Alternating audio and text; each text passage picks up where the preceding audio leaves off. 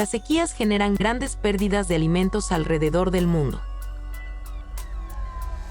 El cambio climático solamente empeora esta situación. Una de nuestras estrategias es identificar plantas que toleren periodos de sequía y se recuperen cuando tengan acceso nuevamente al agua. Los científicos se apresuran a encontrar soluciones, pero primero hay preguntas que deben responder. Se propone que el amaranto es una planta resistente al estrés hídrico. La pregunta es, ¿qué tan resistente es? ¿Podría tolerar una sequía? El amaranto ha mostrado una formidable tolerancia al estrés hídrico, pero todavía no hemos explorado todo su potencial. Sin embargo, no siempre salen las cosas bien. Las plantas estresadas están en un punto de no retorno. Es posible que si no se rieguen hoy, puedan morir. Creemos que la clave está en las células y los cristales de la hoja de amaranto. Los investigadores se adentran en la hoja en busca de respuestas. Estos cortes tienen un grosor de 500 nanómetros, lo que nos permite evaluar la morfología de una única capa celular. ¿Tendrá la planta de amaranto las claves para sobrellevar las sequías?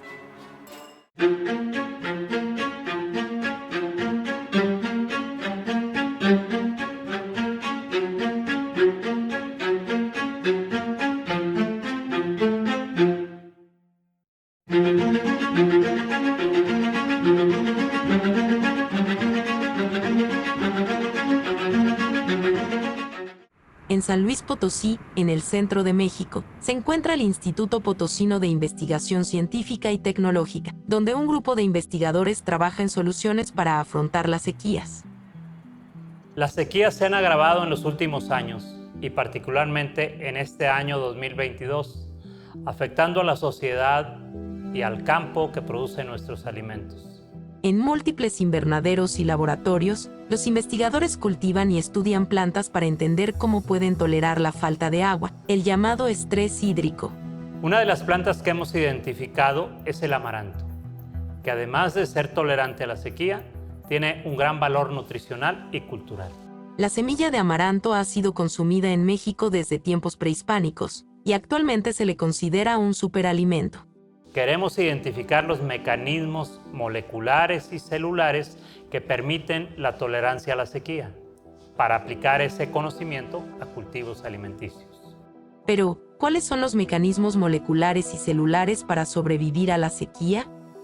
Los científicos creen que la clave molecular es el oxalato de calcio. El oxalato de calcio es una molécula compuesta de carbono, oxígeno y calcio. Algunas plantas la acumulan en sus hojas en forma de cristales. Las plantas necesitan carbono para vivir. Este normalmente lo obtienen del dióxido de carbono que está en el aire y que entra a las hojas a través de los estomas. Ya en el interior, el dióxido de carbono es fijado a través de la fotosíntesis. A través de los estomas, la planta también pierde agua por transpiración, por lo que en estrés hídrico se cierran los estomas para ahorrar agua, pero al mismo tiempo se impide que el carbono entre en la hoja. Si los estomas se cierran, la planta no tendrá acceso al carbono del aire, no habrá fijación de carbono y se comprometerá su crecimiento. En un experimento previo de estrés hídrico en amaranto, observamos que la planta continuó creciendo, mientras su contenido de oxalato disminuyó. Creemos que la planta utilizó el carbono de los cristales de oxalato para continuar creciendo. Tenemos la hipótesis de que si sometemos una planta de amaranto a estrés hídrico, la cantidad y tamaño de sus cristales disminuirá o incluso desaparecerán. De ser cierta esta hipótesis, los cristales de oxalato representarían un almacén muy vasto de carbono que permitiría a la planta crecer aún, cuando los estomas estén cerrados. Los investigadores quieren probar su hipótesis y plantean un nuevo experimento. Más de 70 plantas son cultivadas en el invernadero durante 40 días bajo cuidados óptimos. Para el desarrollo, lo que necesitamos es que la planta esté mínimo 30 centímetros de tamaño y acomodadas de manera aleatoria. Contaremos con 3 grupos. Uno será el grupo control, uno el grupo problema y otro grupo novedoso de recuperación. El grupo control tendrá un riego rutinario durante todo el experimento, mientras que el grupo problema, también llamado grupo estrés, se le suspenderá el riego de forma definitiva. Al grupo recuperación se le suspenderá el riego hasta alcanzar un estrés hídrico severo. Entonces se reanudará el riego para observar si la planta se puede recuperar. Los investigadores quieren comprobar la capacidad del amaranto para tolerar el estrés hídrico y analizar si los cristales y células de la hoja participan en ello. Es el día 0. Las plantas del grupo estrés y recuperación recibieron hoy su último riego. ¿Cuánto tiempo podrán tolerar la falta de agua? Mientras tanto, surgen nuevas dudas sobre la participación de los cristales. Si el oxalato se usa como fuente de carbono, ¿qué ocurre con el calcio que se libera? Esta pregunta es interesante porque se sabe que el calcio en exceso ejerce un efecto tóxico para la planta. Hasta el momento, la comunidad científica coincide en que la principal función de los cristales es atrapar el calcio libre en la planta. Entonces, la hipótesis de los investigadores contradice en cierta medida esta función. Si bien es cierto que se liberaría mucho calcio al utilizar el carbono de los cristales, las plantas tienen otros mecanismos para lidiar con él. El oxalato no es la única manera. Es el día 13. Las plantas comienzan a mostrar signos de estrés hídrico. Es hora de iniciar el muestreo. Los investigadores cosechan una hoja de la planta, cortan la zona media y la fijan en formaldehído para estudios de microscopía. El resto de la hoja lo congelan en nitrógeno líquido para futuros estudios de RNA. El RNA es una molécula muy lábil, por lo cual puede degradarse fácilmente y variar ante diferentes estímulos externos. Es por eso que vamos a congelar nuestras hojas con nitrógeno líquido a menos 196 grados centígrados para detener toda actividad metabólica y preservar la molécula de interés. Las proteínas, al igual que el ARN, son lábiles. Es por eso que usamos un fijador químico para detener toda la actividad enzimática de las hojas que vamos a analizar. Ha sido un día largo. Los investigadores y las muestras deben reposar. Comienza el laborioso procedimiento para los análisis de microscopía. La zona media de la hoja es demasiado grande, por lo que debe obtenerse una muestra más pequeña. Las muestras serán sometidas a una serie de pasos, que irán eliminando gradualmente el agua para ser reemplazada por una resina líquida. El remanente de la hoja será sometido a un proceso de aclarado óptico. Este procedimiento permitirá observar los cristales en el interior de la hoja, para analizar si el estrés hídrico produce cambios en su tamaño o número. ¿Qué cambios celulares estará ocasionando el estrés hídrico? Es el día 17. Los signos de estrés hídrico en las plantas del grupo estrés y recuperación son severos. Sin embargo, los investigadores insisten en que las plantas pueden tolerar aún más. El día de hoy solamente se muestrea el grupo control y estrés. El grupo control continúa siendo regado de forma rutinaria, mientras que las plantas del grupo recuperación aún no recibirán agua. Mientras tanto, en el laboratorio, el agua de las muestras ha sido reemplazada por etanol. Ahora, el etanol debe ser reemplazado por la resina líquida. Las muestras son bastante frágiles, por lo que se deben manipular con mucho cuidado para evitar dañarlas. Las muestras pasarán una noche más en agitación para que la resina penetre hasta el último organelo celular. Es el día 19. Los signos de estrés hídrico en las plantas del grupo estrés y recuperación son graves. Todas han perdido la turgencia, e incluso algunas de sus hojas se han vuelto quebradizas. La humedad ha caído del 10 al 2%.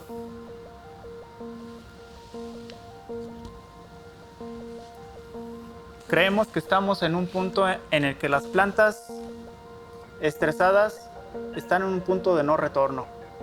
Es posible que si no se rieguen hoy, puedan morir. Todo indica que el grupo recuperación ya no se podrá recuperar, perdiendo así valiosa información y tiempo. A pesar de la desalentadora situación, el riego del grupo recuperación se demora un día más por errores de planeación.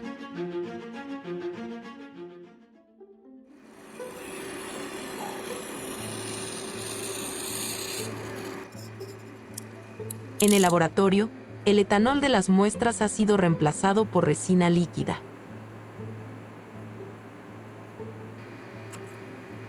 Ahora, cada muestra debe de ser identificada y encapsulada con más resina.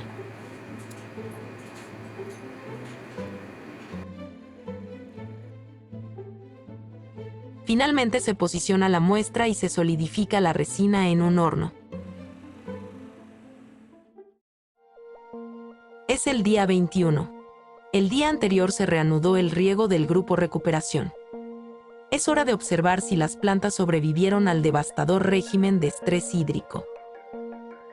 Sorprendentemente, algunas plantas ya recuperaron su turgencia mientras que otras lo están haciendo lentamente. Para tener una idea más precisa del estado de salud de las plantas, los investigadores miden la fotosíntesis. El equipo arroja 3 mediciones: la eficiencia máxima del fotosistema 2, la conductancia estomática y la asimilación neta de carbono. La eficiencia máxima del fotosistema 2 es una medida de la capacidad de la hoja para absorber luz solar. Cuando la hoja está saludable, su valor oscila alrededor de 0.8 y este disminuye cuando la hoja está estresada.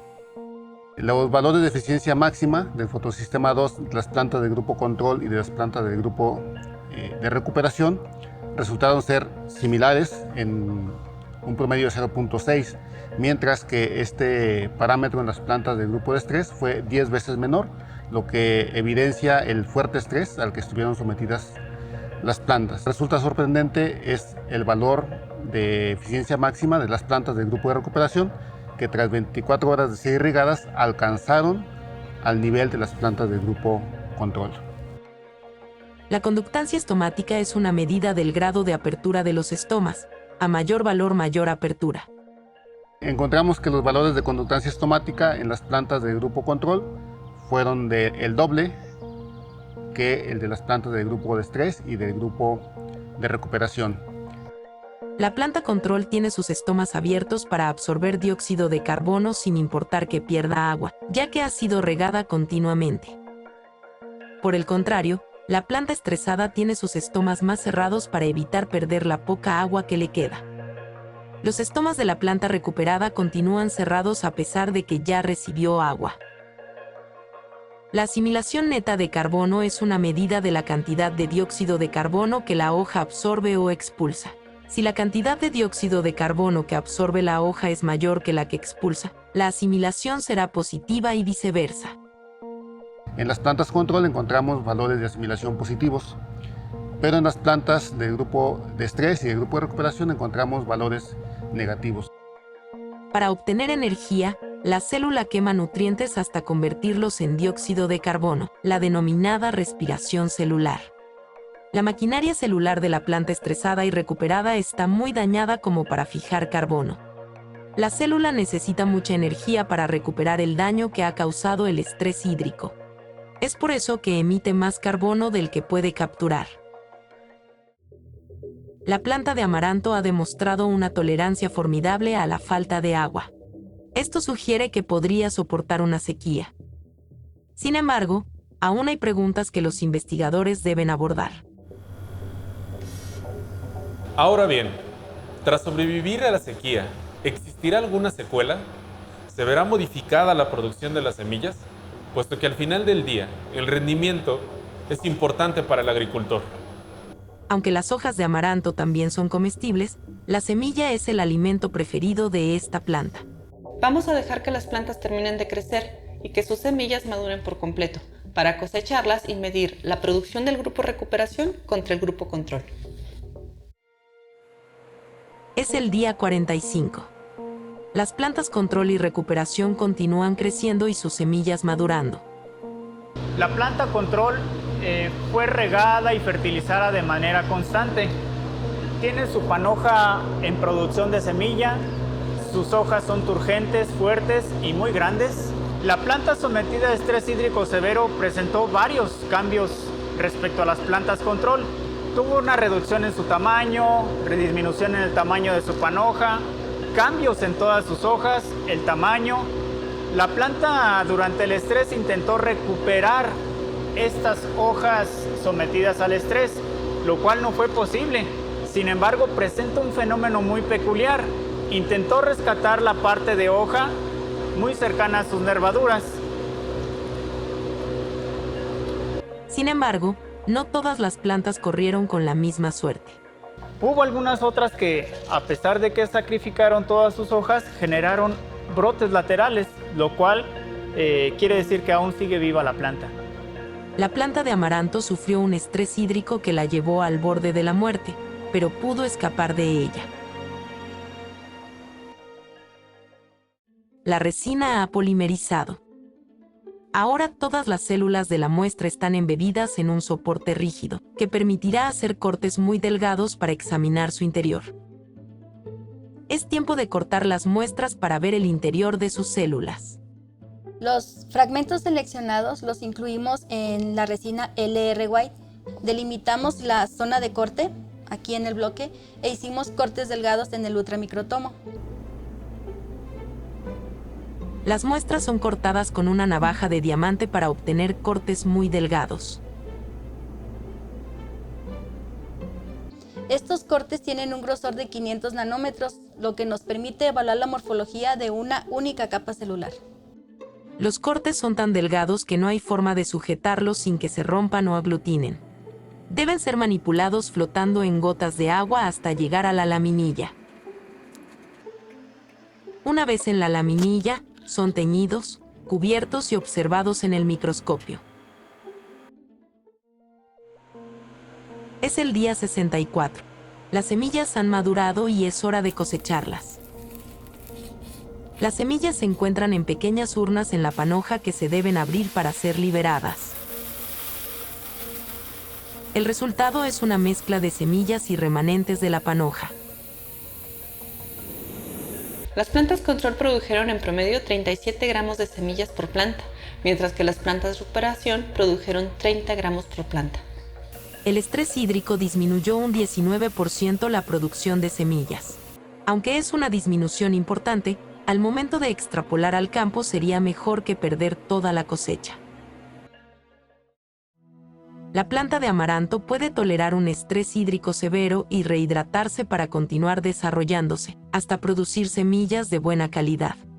Pero la pregunta de investigación es, ¿cuáles son los mecanismos moleculares o celulares que le permiten al amaranto tolerar el estrés?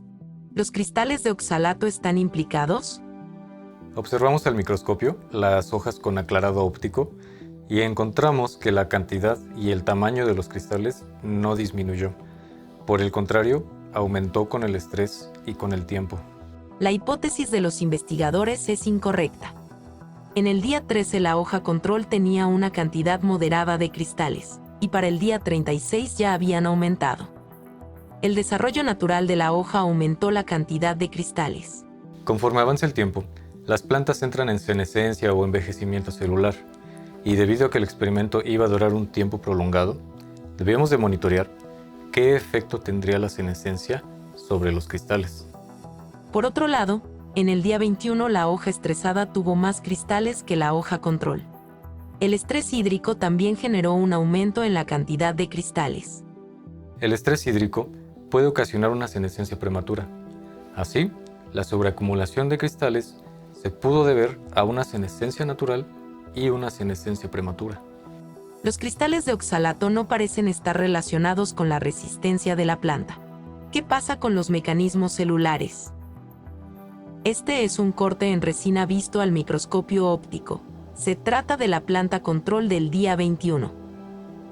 La hoja de amaranto está compuesta por células de epidermis, estomas, mesófilo, vaina de las, haces vasculares y los idioblastos cristaleros. En el interior de cada una de estas células hay diferentes organelos y mucha agua. Los organelos visibles en microscopía óptica son los cloroplastos en color verde azulado, con enormes gránulos de almidón en su interior. En color magenta a rojo se observan las paredes celulares que delimitan cada célula. El resultado inicial de la fijación de carbono es la gran cantidad de gránulos de almidón que hay en el interior de estos cloroplastos. Estos gránulos funcionan como reserva de carbono. Cuando vemos más cerca el corte a través de la microscopía electrónica, podemos ver organelos más pequeños como las mitocondrias. Así es como se ven las células de una hoja que ha crecido en condiciones óptimas, Pero ¿cómo se ven las células que han pasado por un estrés hídrico severo?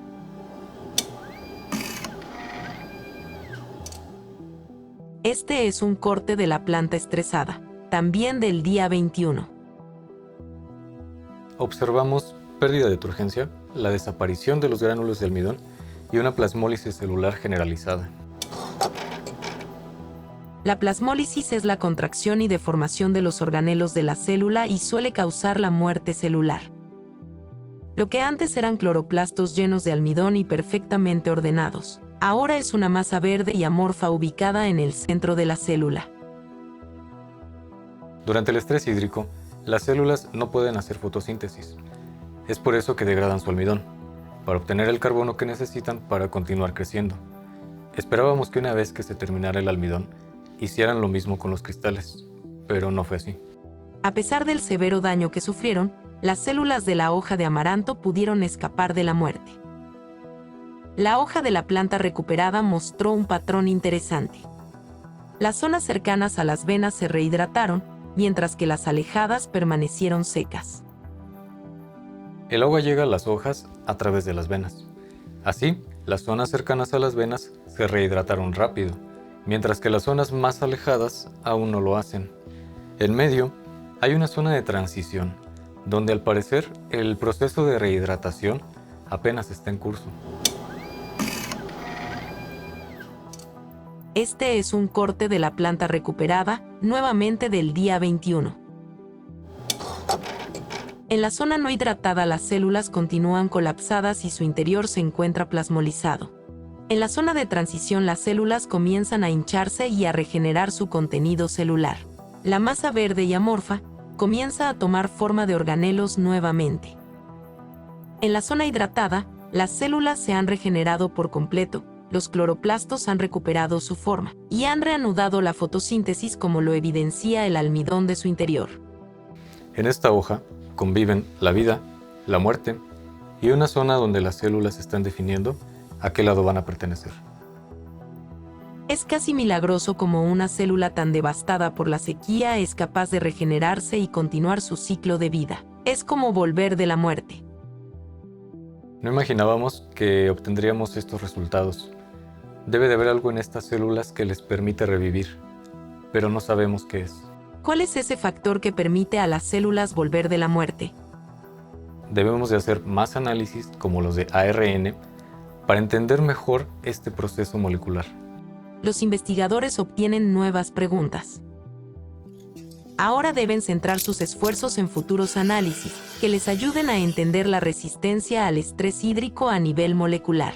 Estamos extrayendo el ARN de las hojas de las plantas para posteriores estudios de transcriptómica. En estos veremos qué genes están siendo expresados bajo las diferentes condiciones por las que atravesaron las plantas. Asimismo, analizaremos si hay una correlación con los ensayos histológicos realizados previamente. Los investigadores han logrado un avance en el conocimiento de la resistencia al estrés hídrico en amaranto, y aunque sus resultados no fueron los esperados, han obtenido información valiosa. Aunque la hipótesis planteada por los investigadores resultó errónea, sí que hay resultados interesantes para destacar, como por ejemplo los cambios histológicos, el rendimiento en la producción de semilla y, particularmente importante, el sentar un precedente en la evaluación de un modelo de tolerancia al estrés hídrico en la planta de amaranto. Este experimento fue un acercamiento general para entender el comportamiento del amaranto en condiciones de estrés hídrico severo. Con estos hallazgos, debemos plantear nuevos experimentos que vayan dando respuesta a cada particularidad que observamos. Hemos escuchado bastante sobre la formidable tolerancia al estrés hídrico de la planta de amaranto, pero realmente no dimensionábamos su potencial hasta ahora. El amaranto ha demostrado una gran tolerancia al estrés hídrico. Esto la hace una excelente candidata para ser cultivada en zonas con bajas precipitaciones o como modelo de estudio para obtener información que ayude a mejorar otros cultivos. La palabra amaranto proviene del griego amaranthus, que significa planta que no se marchita. Ahora lo entiendo. Las evidencias indican que los cristales de oxalato no están relacionados con la tolerancia al estrés hídrico. El comportamiento de los organelos celulares sí parece esconder algunas de las claves. Los investigadores han llevado la planta de amaranto al límite para desvelar sus secretos. Sin embargo, la planta se ha mostrado celosa de revelarlos.